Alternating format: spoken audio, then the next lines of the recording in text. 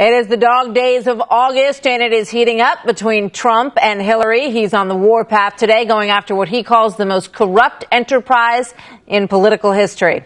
Hello there, everybody. I'm Martha McCallum, and tonight for Greta Van Susteren, here is Donald Trump today, about 1 o'clock Eastern Time in Tampa, Florida. Watch.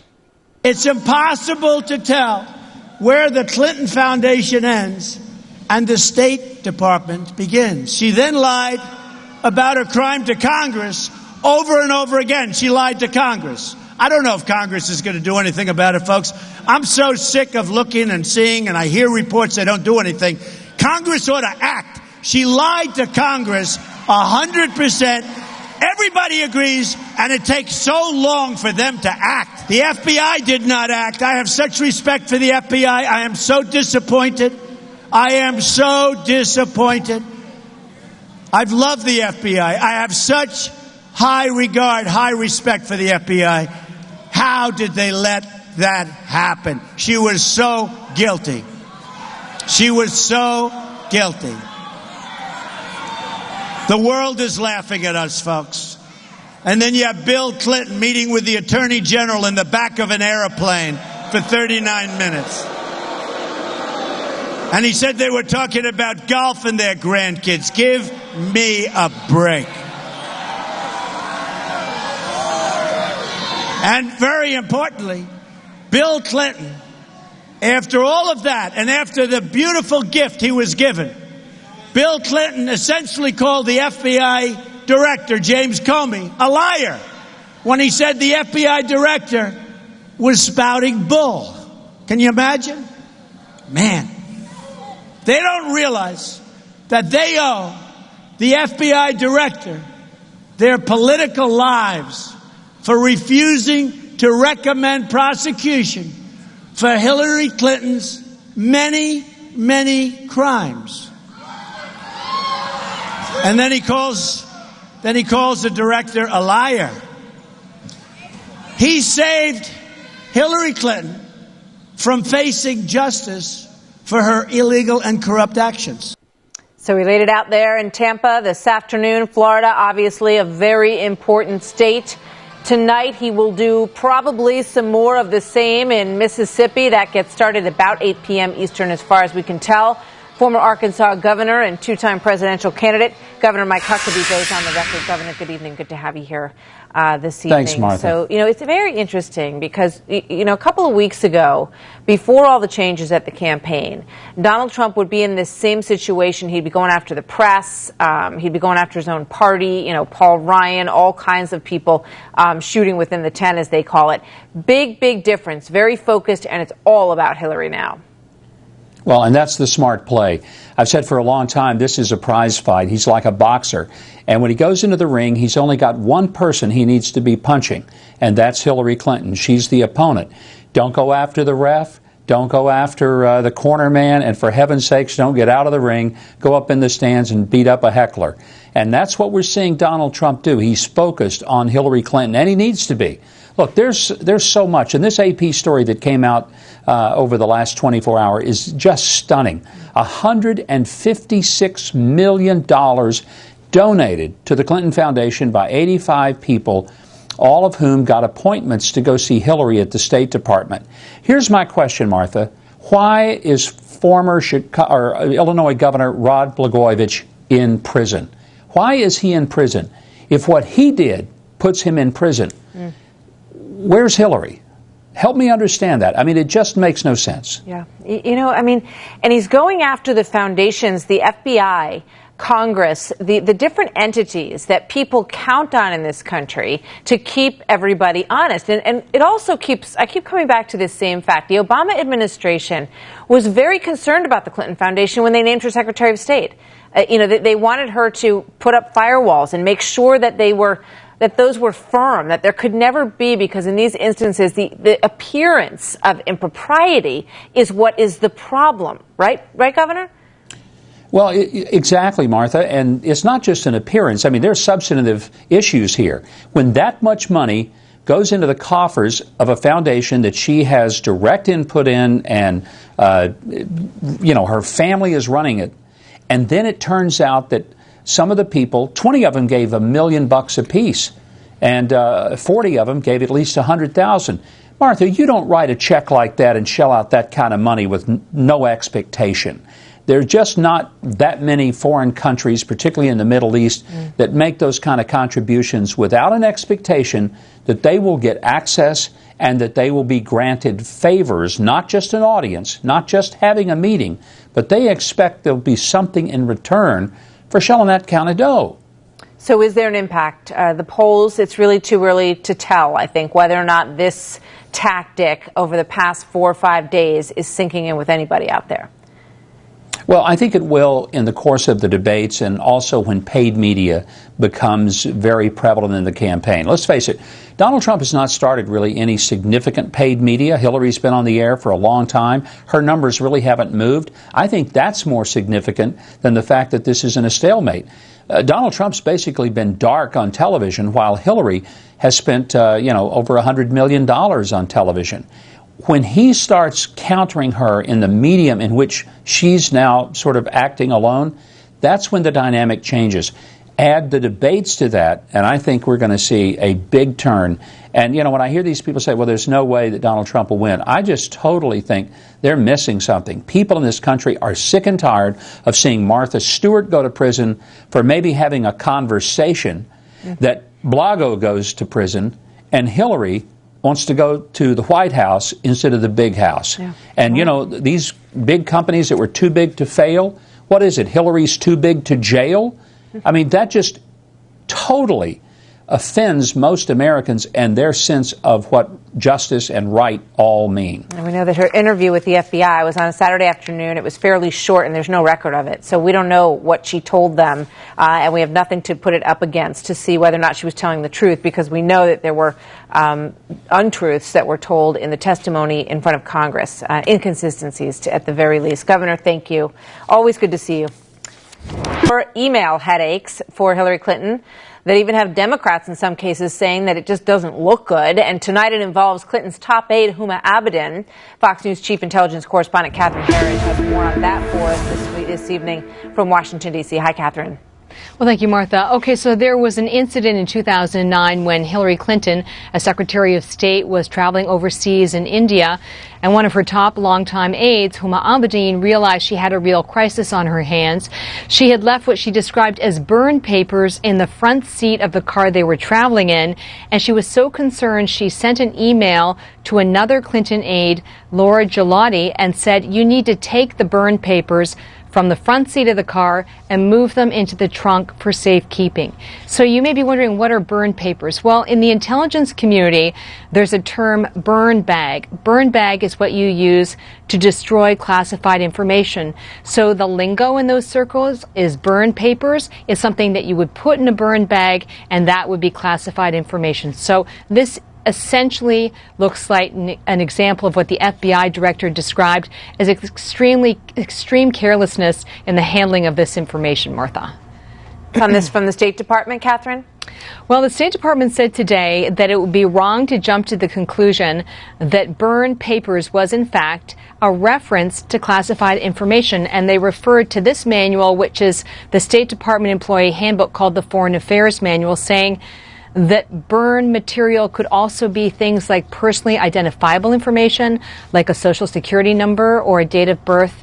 But it really is sort of beyond logic to think that Huma Abedin was traveling with papers in a car on a foreign trip that she wanted to have moved and described as burned documents because it was someone's phone number or date of birth. I mean, that just really belies common sense, I think, particularly in this case. Yeah. Certainly sounds like it. Catherine, thank you very much. You're welcome. So just a little while ago, President Bill Clinton defended the Clinton Foundation when he was asked about all of this at a campaign stop in Atlanta. Here's what he said. I made it clear that if she becomes president, we'll have to do more than we did when she was Secretary of State, because if you make a mistake, there's always appeal to the White House if you're Secretary of State. If you're president, you can't. But we're going to transition all these responsibilities that would require foreign or corporate donations, which I won't accept, and I won't raise money for the foundation if she wins. And I'm happy to do the transition as quickly as we can. Interesting, right? Radio talk show host and editor and chief of Life's Debt Laura Ingraham goes on the record tonight. Laura, good to have you with us tonight. Good to see you. I thought those comments were quite interesting tonight by Bill Clinton, and I'm curious what you think about them. Well, they're a little flip, don't you think? Like, oh, well, we're happy to, consider moving responsibilities. And I guess Chelsea would be in charge of the foundation if Hillary becomes president. But it's all kind of beside the point now, isn't it? I mean, they knew she was going to run for president. The foundation was set up to, I'm sure, did some good things. But what we know from just the emails that have been released, Martha, is that you had to pay the Clinton Foundation to meet with Hillary Clinton. I mean, it seems like that was the, open sesame command to get the door open through Huma Abedin. So it looks like that really was the motivation. I mean, if you have to kind of put together the Columbo moments here, that was the motivation for this private email server. Hillary Clinton wasn't worried about yoga schedules or her mother's funeral arrangements not becoming public.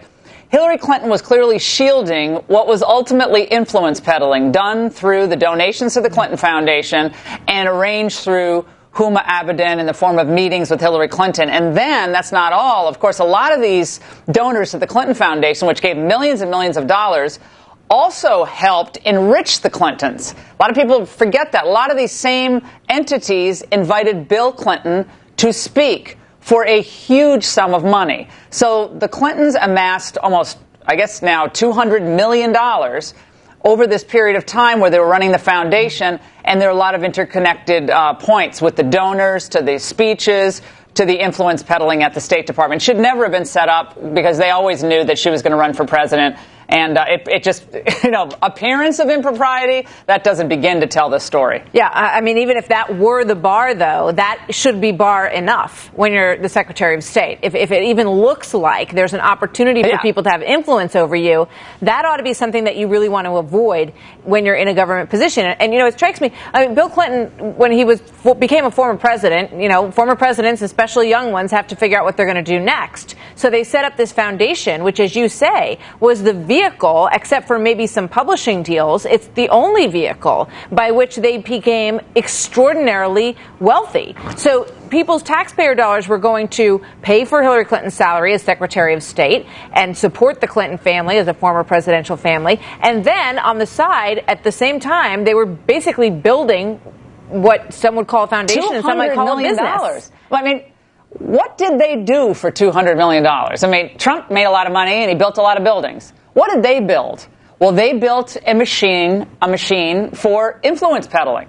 And they got a lot of access for a lot of people, a lot of foreign entities, a lot of foreign governments. Remember, you cannot donate directly as a foreign entity or a foreign individual to an American campaign. That is in violation of campaign finance law. But they did it in a different way. They did it through the foundation. She had her private server. They thought it was all going to be locked down. And we have a compliant media, for the most part, that other than the AP, I mean, they weren't looking for these schedules other than the AP. They weren't doing the FOIA requests. Thank God for Citizens United and Judicial Watch and that AP FOIA request. We wouldn't have gotten these. And they've been fighting this, Martha, for years. They did not want this information out. And now Hillary looks like she's in hiding from answering any questions from the press. Yep, you're so right. And you called on the press at the Republican National Convention to do their job. And it does seem as though there is more intensity on this. I think a lot of people thought when the FBI made the decision that they would not go forward, that was going to be it. But when you see Robbie Mook coming out very passionately defending her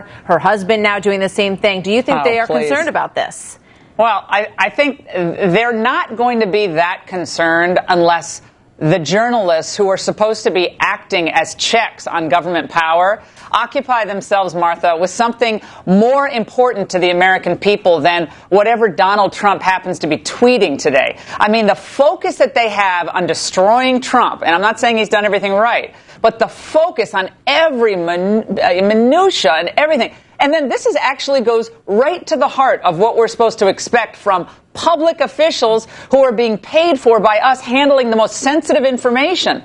That now a burn paper is not in a burn bag. I mean, this stuff is comical. If it weren't our country's national security and the future of our presidency and our country on the line, it would be hilarious. But unfortunately, all of us could, if she wins, live under this scenario where apparently this is all going to be accepted. And, Martha, remember, Hillary Clinton will be able to appoint every prosecutor, every U.S. attorney, write with her friends every regulation, and have a Supreme Court that will not be a check on her. Imagine that world in the United States of America if she has that much power, given what she did as Secretary of State. Laura, as a Trump supporter, are you pleased with the job that he's doing now, focusing on this?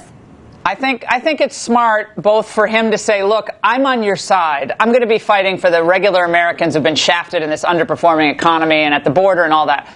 She can't be trusted because during the time when so many of you were suffering, she used her government position to enrich herself and her family. I'll work for you and fight for you. The Clintons have always looked out for themselves, number one. I'm going to do it a different way. I think he has to keep reaching out to minorities. I think he's done a pretty good job so far. I'd go into minority communities and really create the backdrops for more personal interaction with the folks he needs to work on. I think it's been a good turn so far. He's hearing you, because apparently he's going to be going into some of those inner city areas and communities in the coming days. Laura, thank you. Always good to see you. Martha? Carl, thank you. It could be indicating that Donald Trump is making that move from primary mode to general election mode. We're going to talk more about that coming up. And in the meantime, this is the tornado scene of what has swept through central Indiana. Mike Pence on his way back home to get a look at this and to try to help people there. Businesses left without power after 2 confirmed tornadoes touched down. Multiple homes destroyed. Look at this video. We've seen so much destruction by nature between the earthquake in Italy and the Louisiana floods, and now our neighbors in Indiana going through some very difficult times as well. As I said, Mike Pence, the governor there, is cutting a campaign trip short. He will head back there to see what he can do to help the people of his home state. And a 13th century clock tower is one of the only things that is left standing after the deadly earthquake in Italy. Over 100 people are dead. We're going to take you there live next to see what has happened there. And Donald Trump campaigning hard in the all-important swing state of Florida today. How's he doing in the other battleground states? Any change there? We'll show you the new numbers coming up. We are back with this Fox News alert. A powerful earthquake wiped a historic Italian town off the map in the early hours of last evening. The massive 6.2 magnitude quake struck in Amatrice, which is a small village in the middle of the central part of Italy, about 100 miles from Rome. And it took that city down basically to rubble. At least 159 people. That number has been climbing all day long, and it could rise even further in terms of those who have lost their lives in all of this. The search is continuing. There could still be people alive in that rubble. Fox News Forum correspondent John Huddy is live in Amatrice this evening. John, you said you just felt some more tremors where you are. Yes, we did. In fact, just before we went live, while you guys were in the commercial break, we felt another tremor. It happened earlier this evening as well here. We felt a very big jolt, and that certainly rattled people. And then there was a dramatic scene involving the search teams. I'll get to that in a moment. But first, Martha, I'm going to step out of the way, and you can see the ongoing efforts here. What they're doing is they're digging through. They're basically clearing away some of that debris and rubble. And you see the search teams waiting here. And what they'll do, Martha, they'll clean that away. They'll stop that for a moment. The guys will go up there with their flashlights. They'll yell out. They'll see if they hear anything, if they see anything. And if they don't, then they'll continue on with what we're seeing here. The 6.2 magnitude earthquake struck at 3:36 early Wednesday morning. Keep in mind, we're in the overnight hours now, Thursday morning here. Italy's military has been helping with the operations, along with Italy's Civil Protection Agency. As mentioned, at least now, an estimated 159 people are confirmed dead. Crews have been using canines, sniffer dogs, along with any and all equipment they can to get into these hard-hit areas. I say that because the narrow, winding country roads are making it really difficult for these crews to get in and out, especially to villages like here in Amatrice, which is nestled along the mountainside with its tight brick and cobblestone streets. And as mentioned, aftershocks and tremors have also made the rescue and recovery efforts tough. I said earlier there was another tremor earlier this evening here. Well, this happened as the search team was standing on top of the rubble there, and they scrambled to get out of the way as some of the debris started crumbling off the building there. And of course, all of us were looking around, what are we going to do? So they got out of the way. But as soon as the rocking and that tremor stopped, Martha, they went right back to work. And at one point, we heard, actually several points, it was kind of the scene throughout the day, a whistle blowing. And that was the signal for everybody to stop what they were doing, to stop talking, to turn vehicles off, because they may have heard something, maybe a sound. So once everybody stopped talking, the only sound you heard was one of the team members calling out, trying to see if there was any sign of life buried beneath that rubble. As said, the search efforts will continue overnight. Some have been suspended, though, because it's just too dark, because the buildings are too unstable. But again, this very much continues here. So far, again, 159 people dead. It's unclear how many may be missing, though, Martha, because this time of year here in central Italy, it's a very big tourist destination, very attractive for vacationers. It's a very popular time of year. So there's concern that many, many more people could still be trapped underneath that rubble, and the next 72 hours are critical. Martha, back to you. I wish him luck. It's very tough work, and it's been a tough day. John, thank you very much. The 2016 election. Earlier today, Donald Trump held a rally in Tampa, Florida. Here's some of that. Hillary Clinton ran the State Department like a failed leader in a third world country. That's what it's run. It's run like a third world country. She sold favors and access in exchange for cash. She sold it. She sold favors. She sold access. And wait till you see when it's revealed. All of those people, now it looks like it's 50% of the people that saw her had to make contributions to the Clinton Foundation. Wait till you see ultimately what she did for all of those people. Wait till you see. These are not people that go in, as I said, and talk about how are you feeling. All right, so that's the backdrop of today's debate. Let's look at some of these new polls. Monmouth University just out in some of the key battleground states. Trump and Clinton virtually tied in North Carolina right now. Hillary Clinton leads Donald Trump 44 to 42%. Let's take a look at Missouri, where he has the lead over Clinton 44 to 43%.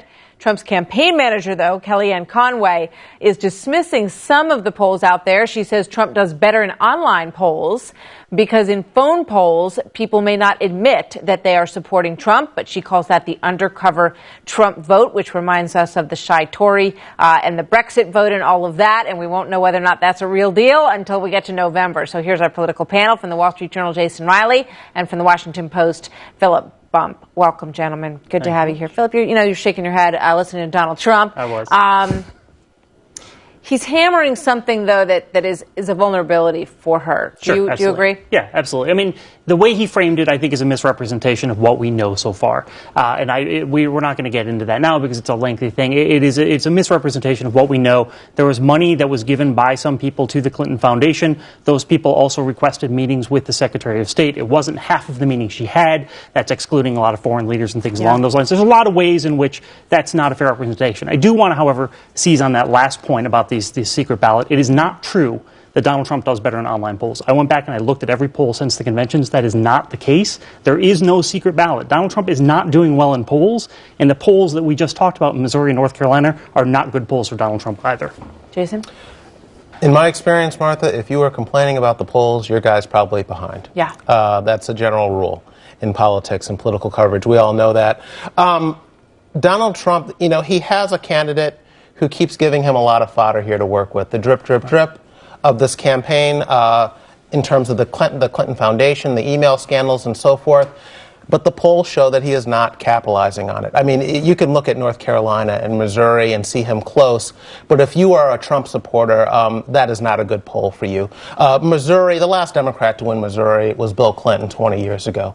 North Carolina's gone Republican in 8 of the 9 past elections. So he's spending time. The point you're making, he's spending a lot of time in a territory that should be his already. Trump and time and money spent to shore up your vote in places like North Carolina and Missouri is time and money you don't have to spend in the battleground states that are going to decide this election, like a Pennsylvania or Ohio or Florida. That is not a good poll. And Pennsylvania has a pretty big gap right now. The last number I saw was about 8%, which surprises some people because there's coal country in Pennsylvania, and Pennsylvania ought to be somewhere where Donald Trump could get some traction. He would be doing great there if it were 30 years ago, but it's not 30 years ago. And now what drives the vote in Pennsylvania are the suburbs of Philadelphia, and those are heavily Democratic. It's the same reason that Hillary Clinton is winning in Virginia, because of the suburbs of Washington, D.C. Those are college-educated white folks who, for the first time in the past several elections, are backing the Democrat over Donald Trump because of women, and women support Hillary Clinton. And I think that the calculus here is very simple. Donald Trump needs to do better than Mitt Romney did in 2012. Mitt Romney won North Carolina in 2012. He won Missouri in 2012, and they're now close. And talking about the polls, I mean, the Romney folks told us all the time that the polls were much better than they actually looked, and they believed that right up until 0 hour on election night. And of course, when Trump was ahead in the polls, he cited them constantly. He couldn't go 3 sentences without telling you how good he was doing in the polls. Now suddenly, of course, the polls don't mean what they say. All right. I still want to wait until about 5 days from now, because the changes that he's made over the past 6 or 7 days are probably not being revealed in the numbers that we're seeing right now. So we will see if what he's doing is working. Jason and Philip, thank you very much. Good to see you both. All right. Here's a burning question on your mind, right? What really happened with Ryan Lochte and his teammates at the Rio gas station? Brand new details that you have not heard yet, straight from one of his teammates who is now telling his story, and that's coming up, so stick around. We'll be right back. The news here. Remember the affluenza teen, Ethan Couch? His mom, back in the news today. Tanya Couch, just released from home confinement. She helped her son flee to Mexico while he was on parole. The younger Couch was only given probation after he killed 4 people in a drunk driving accident. The court ruled that he was too rich to know right from wrong. It was a bizarre case from the beginning and an awful tragedy. That money, though, that they got may have dried up. Tanya is now working in a Texas dive bar. And the world's longest aircraft crashing during a test flight in central England. The Airlander is a hybrid plane, helicopter, and airship, and it hit a telegraph pole before going down. The cockpit was damaged, but nobody was injured. The 302-foot-long aircraft completed its first test flight earlier this month. Looks like it still needs a little bit of work. And how about this needing work? The Washington Monument closing down for 9 months. Didn't it just reopen? The lone elevator inside the iconic D.C. landmark needs another renovation. The 555-foot monument recently underwent a $15 million taxpayer-paid-for restoration, she said. But you know what? When they did all that, they forgot to fix the elevator, so you can't go up there for a while longer. That is tonight's speed read for you, folks. Ow. That was a close one. Couldn't they have helped him to stay on the boat until the whales went away, maybe? I know you're not supposed to interfere with these things, but I don't know. I would have helped him, I think. So they got a lot more than they bargained for. That was a whale. I've gone whale watching. I never saw anything like that. All right, so the Ryan Lochte story. You stuck around for it, and here it is. He is under fire, of course, for lying, but were Brazilian police entirely truthful? That is coming up next. More to the story when we come back. As drama in the Ryan Lochte saga tonight. Lochte's teammate, Jimmy Fegan, who paid nearly $11,000 to get out of Brazil, is apologizing for his role in fabricating this story about being robbed at gunpoint. A statement released by Fegan's lawyers reads this in part. So, quote, "We pulled over to a gas station to use the bathroom, but the door was locked. We did not force entry into the bathroom, nor did we ever enter the bathroom. We did, however, make the regrettable decision to urinate in the grass behind the building. On the way back to the cab, Ryan Lochte pulled a poster in a metal frame off the wall." He goes on to describe a statement that he made to the Brazilian police. Quote, "I omitted the facts that we urinated behind the building and that Ryan Lochte pulled a poster off the wall." Managing editor for USA Today Sports, David Meeks, has some brand new information on this tonight. David, welcome. Good to have you here. Yeah. So that's a different story than what we heard.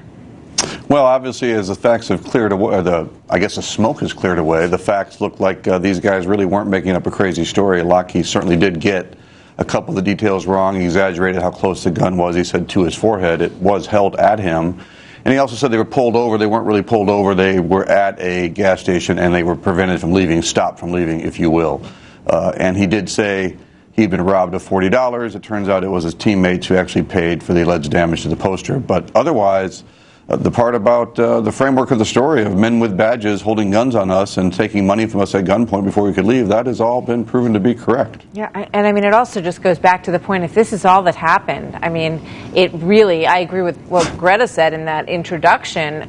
When this story first broke, it really seems like a bit of an overreaction in terms of what actually happened and what they did. Well, what drove that, I think, was the vandalization of the bathroom. That claim, the whole image of them being raucous frat boys out of the country, trashing a bathroom, I think contributed to a lot of those reports. As it turns out, what they did was the bathroom was locked. They urinated in the bushes behind the building. Ryan Lochte knocked down a poster on his way out, and that was it. Yeah. I mean, he's not carrying anything when he comes out of that alleyway, so the description of maybe he's drunk and he bumped against the wall and it fell off or something seems to be, more along the lines of what happened. When you look at this punishment and what they got, and you look back at some of the other things that Olympic athletes have done, do you think that they have been, there's been an overreaction to all this? Well, certainly Lochte has lost his 4 major sponsors, and he was attacked around the world. He is making a little comeback. I want to mention that we are reporting, USA is reporting tonight, he is being brought on to the new cast of Dancing with the Stars. He'll be on that in a few weeks. Really? So you guys, we're announcing that right here. Yes, I have confirmed that.